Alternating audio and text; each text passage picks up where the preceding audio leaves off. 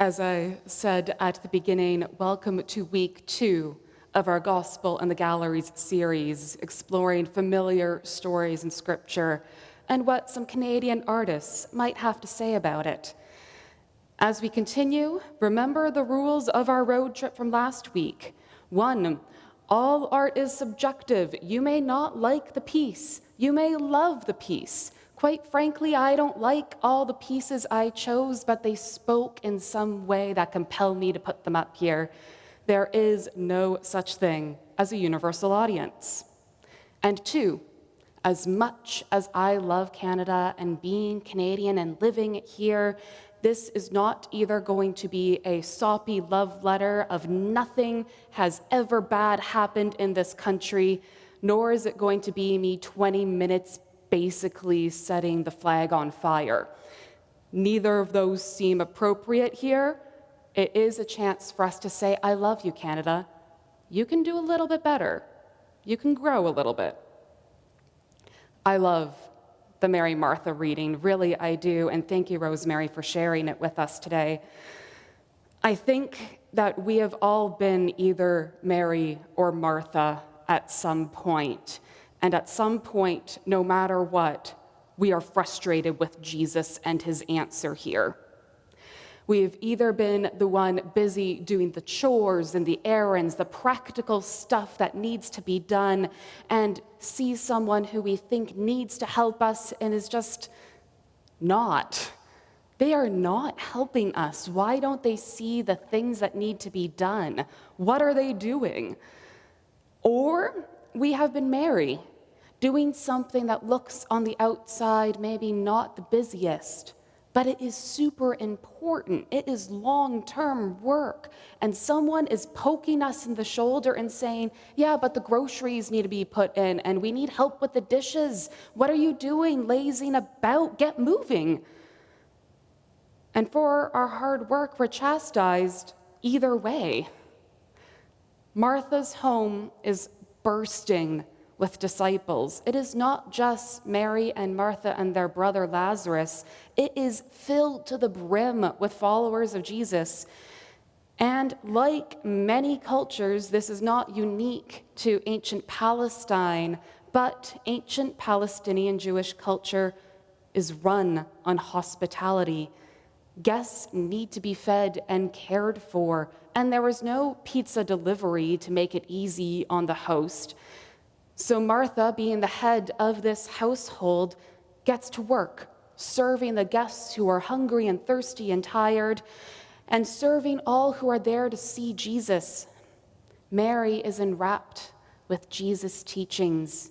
She's so focused on what Jesus has to say that she is deciding to do that instead of doing what all of society tells her to do, which is to serve, to get moving with the dishes. To us, this sounds like a rather harsh reading, frankly, of Martha for this time and age. Jesus says that Mary has taken the better path, the one that won't abandon her, by listening to him. But did he not just eat at Martha's table and took in Martha's wine and is sitting in Martha's house?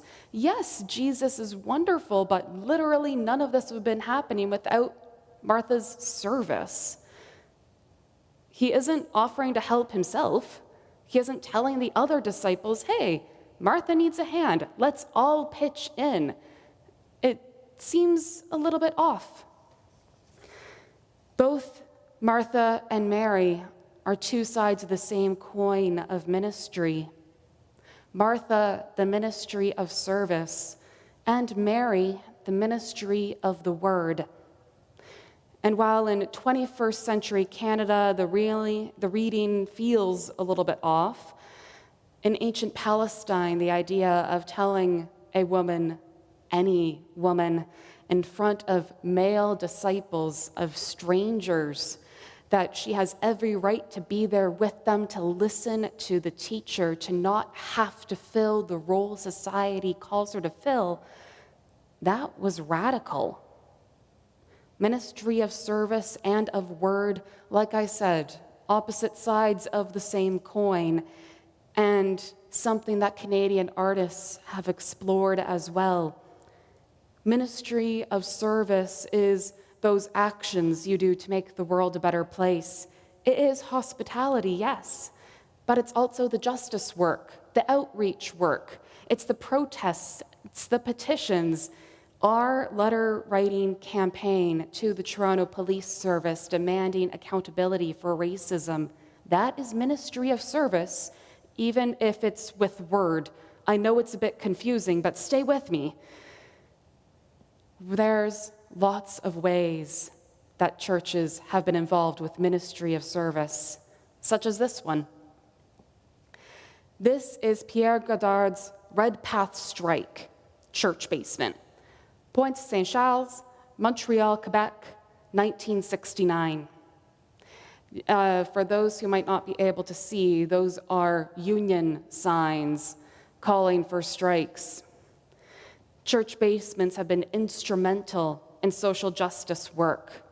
The union meetings, the movements, the food and clothing drives, the relationships forged and created to enact major changes often started in the church basement.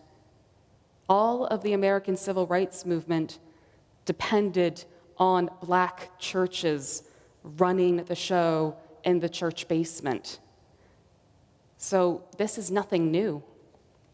You might recognize these women. The famous five, the suffragette movement of the early 1900s, moving into the 1920s. These are some of the statues, but they are scattered all throughout Canada, who show the most famous female politicians and activists at the time demanding that women have the right to vote.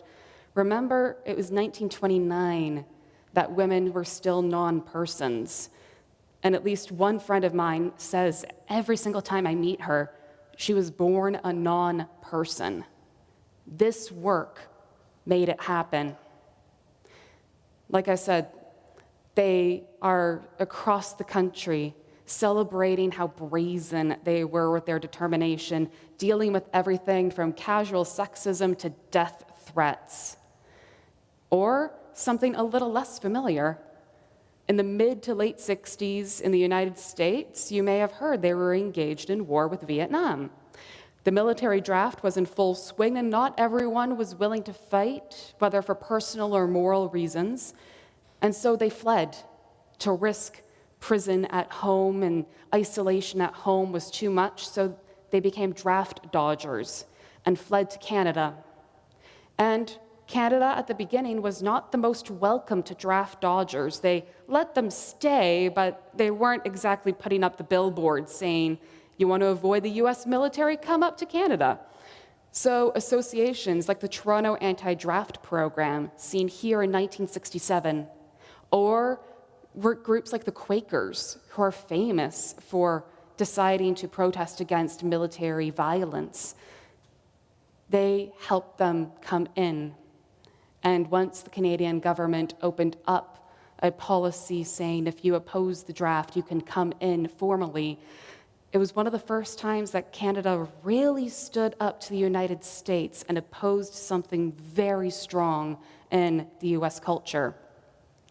Protesting our own government is nothing new. We love doing it, as seen up here. In 1981, remember that the first drafts of the Canadian Constitution did not acknowledge Aboriginal rights. They were going to be removed from the Constitution entirely.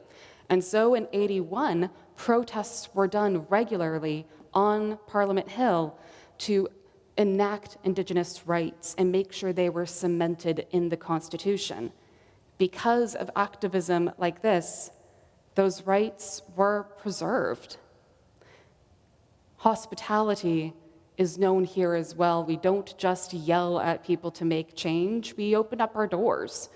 One of the largest instances you all will remember from 20 years ago, as shown with this handy-dandy map.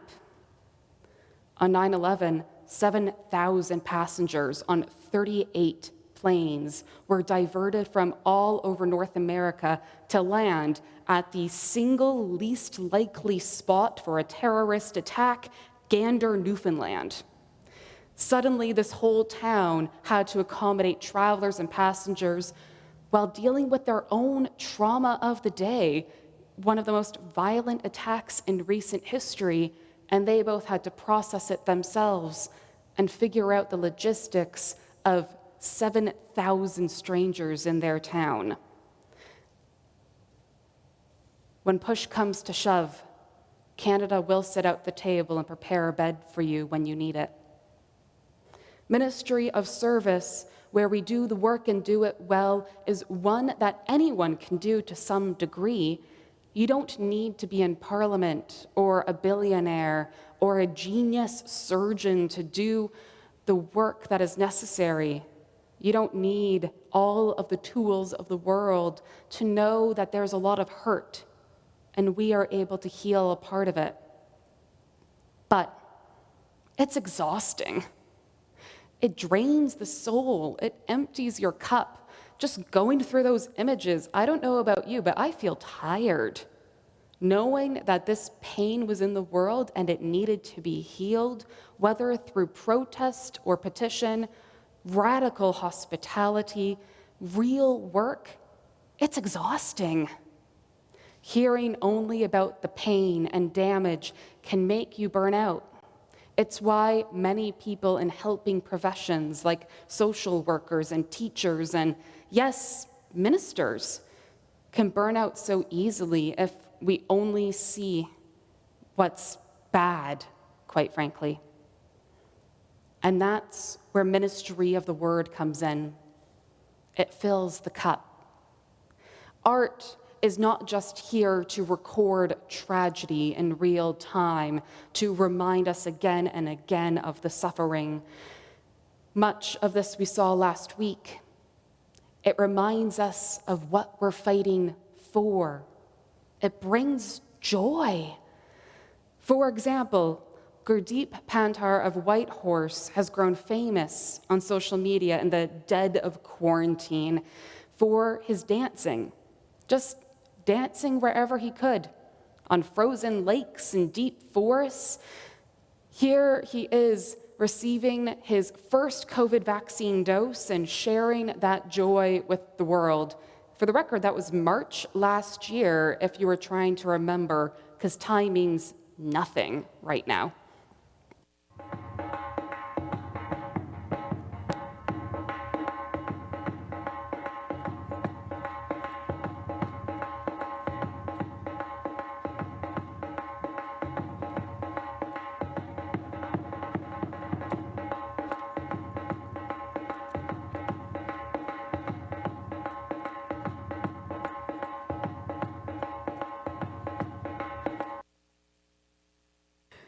There's hours of it on YouTube. He works with bagpipe players. If you've never heard of Bhangra dancing with bagpipe playing, I urge you to do it. I did not put that on here because some people are allergic to bagpipes, but if you're not, by all means, check it out. He's worked with First Nations drummers across the country and can-can dancers and more. Joy radiates from his dancing, and people feel a little bit more secure in their work. In Toronto, we also have this. This photo is actually of the rehearsal of the Elmer Eisler Singers.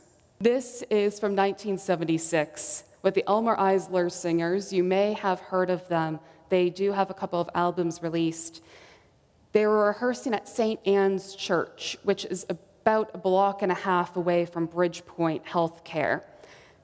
Churches become a place where the cup is filled. Of course, it is not the only place where the cup is filled. Many people need to do that by going out in the middle of the woods and do, as I said at my ordination, get lost. It's where we get some of the best nature art in the world, our Canadian artists, including, yes, you waited for it, the Group of Seven and Emily Carr. This painting is one from Wawa. I had to put in the Wawa painting. It's a legal requirement for me to mention Wawa once a month. But what I love about this painting is that not only does it show just the beauty of a shore that is 20 minutes away from the town and just how wild it is compared to, say, our Toronto beaches, but you can go there right now, and there's a little plaque and a little bronze stool right at the location where he painted, so you can see how time has passed in the almost 50 years, 60 years since he painted that, and you can make your own painting or photograph from that angle. A.Y. Jackson is one of many painters who did work like this. The group of 7 went across the country, focusing mainly in Northern Ontario, to paint the country in its glory. Many of them just finished World War I. They knew suffering on a level none of us will probably ever comprehend, God willing, but they knew the solution was to go out there and find beauty and to find work and art that not only restores the soul, but reminds us that we are stewards of these lands, not owners. Thompson is probably one of the more famous group of 7 artists, and that painting is probably one of the most famous ones, the Jack Pine. In my experience, when you ask about the group of 7, this is the image that pops up for a lot. And if you're interested in Thompson's history, as a side note, on Twitter, there is an account that for a year is releasing the little diary entries that he wrote in the year up to his death. So you can see on like April 4th what he was doing that April 4th. And it's just a glimpse into the history, and they show the artwork as well that he would mention, just absolute beauty. And of course, one of my personal favorite artists, Emily Carr, is one of the most famous painters from the West Coast of this time. What she was doing was revolutionary for the area, including this painting, The Indian Church. In a world that required realism and accuracy in your painting, she went bold. The bold strokes, the richness of the color, you can breathe in the scent in this painting. This is art that makes you feel something strong. Artists like these have been able to make even the most urbanite of us, and I am someone that, like I told you, lives on the TTC, and anything past the 401 is considered bush in my not scientific or professional opinion. It makes us feel connected to nature. It makes us feel a connection that says we're here to care for it. We're here to love it. It inspires us in a way that creates activism, much like Joni Mitchell's Big Yellow Taxi. All of the protesting in the world, all of the artwork in the world, and she just writes a song, pave paradise and put up a parking lot. That's stuck in our heads more than any other slogan and has done more for conservation efforts and reminding us in the city that we need green space as much as we need banks and as much as we need statues. We need the trees. These works of art and song become calling cards of the importance of the earth. They're the Mary to our Martha, the opposite side of the coin. And finally, art can help you process those darker moments, the ones that we need to grieve and really heal from. Films like We Were Children help communities across Canada acknowledge the trauma of residential school systems. And again, for something more recent, I think some of you may know of this play, Come From Away. Yes, I see some nodding. Where we hear the story, some of it true, some of it meshed together, of the 7,000 passengers who landed in Gander, Newfoundland. The music has a very distinct Newfie flair. It is just fiddles and guitars for days, and I love it. And it gives us a chance to both grieve and heal and tell the world of the hospitality that can happen here. It is ministry of word reminding us of our ministry of service, of saying this is what happens when we as a community decide to do something and do something big. If you are interested in watching it, it is on Apple TV, so I do not have to tell you that it is illegal to look it up on YouTube and watch it on YouTube. Just because you can does not mean you should. What you do with that, I'm not Google.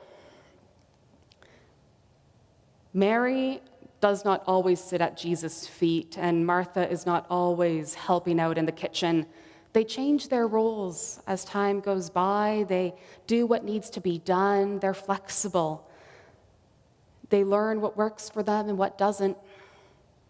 But both are crucial to make society move, to call attention to the great beauty and the great evil, and to act upon it, and to celebrate every step we take. Whatever you do today, know that it is making the world a better place by calling attention to things like the climate, or racism, or transphobia, or ableism, by celebrating the good that comes through, and by acting, whether large or small. Every bit makes us that much closer to Mary and Martha and therefore Jesus. All we need to do is just do something. And all we need to do is do it together. And one day, we will also be dancing in the middle of a frozen lake in the Yukon. In the name of God and creation for us all. Amen.